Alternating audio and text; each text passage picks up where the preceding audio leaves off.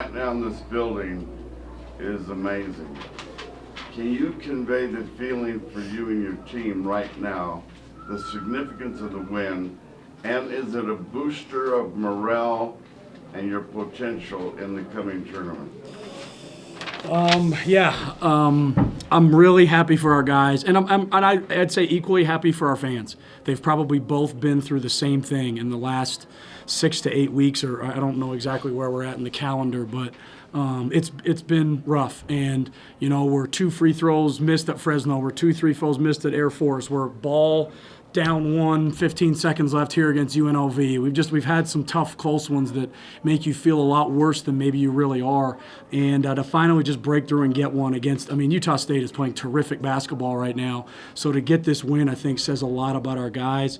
We've been practicing well lately. I thought yesterday's practice was awesome. Our guys have just fought through it, and I can't explain how happy I am for them. That I think I said it to Jeff and the media a few days ago, like that hopefully the way this was going wasn't going to be the last chapter. We had another part to this that hopefully we can finish on, and I don't know if that's a guarantee, but obviously this is a start in that direction. Boost for morale for the tournament? I hope so. You have to ask these guys. They've been the ones that have been dealing with stuff with their roommates, stuff with their teammates, stuff with their friends, newspapers, media, internet, this, that, and it's consuming to young people. Coach, you dodged my question. How do you feel inside right now? Henry, I have felt very good about this team even through this stretch. And like I said, I know there's been losses, but I have still gone home from practice. We went home from practice on, I'm forgetting what day today is, yesterday, and felt awesome about it. But I don't know where they're at. I've been wondering that for the last couple of months. I coach every day. We stay positive every day. We teach every day. But deep down, I don't know if they started to doubt or not. But tonight was obviously a huge step to recover if that was where they were. Coach, you're down by 14, 11:46 left. I think there was 3 threes in a row. Yeah. And then after that, what had to keep changing to turn the tide defensively and overall just win the game? Yeah, I thought it was our defense. At the end of the day, they were mixing up defenses down the stretch themselves. They played some man, they played some 2-3, they played some 1-3-1. They were doing some different things, and every time we got to the second or third possession, we made the right adjustment and got the look that we wanted and got them out of it. So I thought offensively, we just kept maneuvering around what they were doing schematically and got really good looks at the rim. Even when we came into those timeouts and we'd be down, I was like, guys, we have great looks. We're either getting wide open threes or wide open layups at the rim. We weren't having a lot of empty possessions with bad shots and things like that. And I thought we were doing that with them. I thought we were getting them to take tough challenge shots. And sometimes great players make tough ones, and then sometimes you miss easy ones. But in the long run, hopefully the team that's getting the better quality shot's going to win. And I do genuinely think we had the better quality shot tonight. How much did you guys need a night like this defensively to carry into the conference? I think we've been playing good defense lately. Our defense has been a struggle, especially since we lost those guys and trying to find our identity and trying to figure out where it's at. But I thought Air Force, who's a terrific offensive team at their place, even though it was zone, I thought we had a very good defensive effort that gave ourselves a chance to win on the road. And obviously our defense tonight gave ourselves a chance to win as well tonight. So our defense is doing its job right now. Will and Jeff. I'm going to ask you 2 questions. I don't want to get the evil eye from Chelsea. Yeah. So I'm just going to ask you both questions right off the top. The flagrant on Porter really seemed to change things, so address that because it was a different game after that point. Yep. And then before he actually got escorted up the ramp, I noticed you had a chance to talk to him. Yeah. Like, what was that exchange like? I was saying some things when it happened. I was upset. Obviously, I had a player that I thought could have been injured, and I was saying some things to them and the officials about how I felt about the play. And he really just came over to say, "Coach, I didn't mean it." And I said, "Totally fine with me." It was just probably I don't know what you would call that, a makeup. I don't know. And then just the impact of the actual foul. Yeah, I think obviously we felt like, we did it last year in the tournament. We did it again here. We felt like we could pressure them and bother them and get them out of rhythm offensively. We showed a lot of clips really about us, and if I wasn't dumb enough to get a technical foul last year, we maybe could have beat them, and that was my fault. But other than that, I thought like we don't necessarily have a athleticism that can overwhelm certain teams in our league, but this is one that we thought it could, and we felt we could pressure them and bother them. And I think when Porter went out, it really just left them with Merrill as a ball handler and just kind of continued to kind of get their offense out of rhythm. They're so good offensively, to try and guard them in the half court consistently is really hard to do. Talking about, questions about if you guys needed this for next week and all that. I want to talk about specifically some of your players and maybe did they need it. Zane in the final minute, who's had some bad final minutes.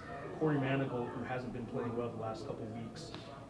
Jaquan, 10 assists, coming off maybe a rough finish to last week's game. Those were the guys in the end of the game that were coming through for you. How proud were you of them individually? Not the team as a whole, but like those three guys.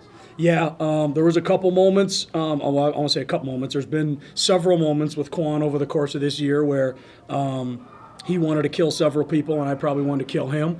But I thought tonight we broached those moments, and we were always able to bounce back. We started to go that direction, and he was able to bounce back. He thought there was something at the rim, and we're about to get next to out of bounds play, and that might have been, previously maybe we lost him, but he got focused. He inbounded the ball. We got the ball back. We got a good shot at the rim. So I thought his maturity tonight was awesome. I let him call the one baseline out of bounds play. We sat there talking about what they were going to do, and he made the right call, and that got us back. I think at that point that got it back to 1 or 2, and it was an excellent just vision on his part to see how they were guarding it and made the call when he inbounded it. Corey, I was a little worried about him there midway through. I thought, Keita last year I thought really bothered Carlton into always becoming a perimeter player, and Carlton was always settling for shots. He was just intimidated by the presence, and I thought Corey was doing the same thing until he went in for that last segment, and he finally was going to the basket and attacking and just going and not worrying about who he was up against. So I thought his maturity to kind of bounce back late. Obviously that free throw on the and one was a big play too. And then Zane, I could go on all day. We've had some really tough conversations in the last week. I told him he was coming off the bench tonight and he had to deal with it in a lot of ways, and he could have gone a lot of different ways based on that conversation. To be someone of his caliber and his experience and then watch Kurt start in front of him could be humbling. It could be a lot of things, and he has handled it exceptionally well, and I thought it showed tonight. He had the ball in his hands on the run. It was UNLV all over again, and I sat there going, you know what? Let's just let him play with it, and he made a great play on the run. So all three of those guys, like you mentioned, I thought showed major steps tonight, because Utah State is a very good basketball team. We've unfortunately lost to some teams inferior to this recently, but to beat a team of this caliber says a lot about these individual players. Paul, the Porter play again, I thought it was worth even more than the points on the scoreboard. You could almost sense the frustration of the whole season from the crowd, and it was like an us against the world mentality, not just the regular cheering, but could you guys all sense that? I think we've all been in the same boat for the last couple months. It hasn't been fun, and to start a season the way we did, to be, I don't even remember what our record was, and beating Power 5 teams and best home record in Mountain West history and all the things that we were on the verge of, especially as young men, and then to kind of have all that taken away from you in a short period of time, that's hard to digest and process in a mature way that maybe adults could, even young adults could, whatever it is.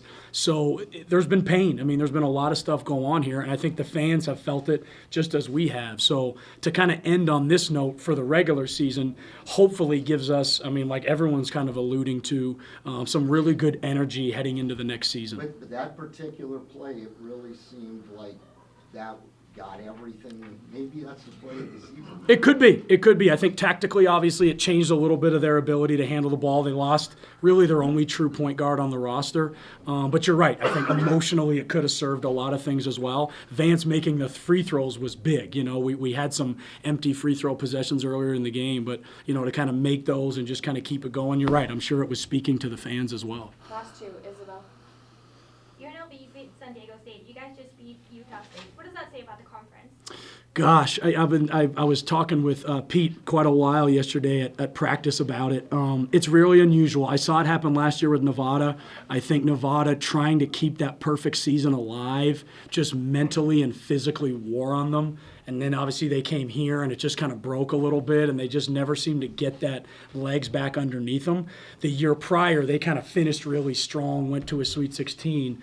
I kind of feel, I'm unfortunately, hopefully that's not the case for San Diego State and their success, but it just looks like the weight of the world has been on them for so long that maybe they're breaking down a little bit. And I thought Utah State was peaking at just the right time. So I think both those teams are unique in their own ways. They've obviously separated themselves as the two best teams in our league.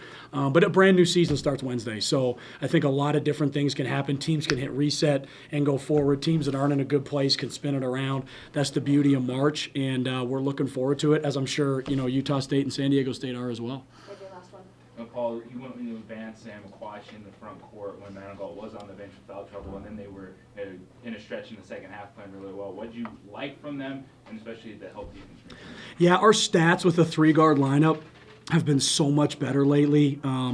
We've been still starting McQuatch, Vance, and Corey, but quite honestly, that lineup has not been great for us, just as far as the numbers go, and we keep going back to it because they're experienced and they're veterans and they're probably our best players, but that group as a whole just has not ever really been what we wanted it to be, and we've just kind of been going to these more three-guard lineups lately, and they've been very good for us, and I think it's helped us at both ends of the court, even though it doesn't seem so. We're kind of going with the data right now, and the data suggests that those three guys, or whatever three guards they happen to be, are giving us a good chance to win. Thanks, Coach. Thank you. Thanks, Coach.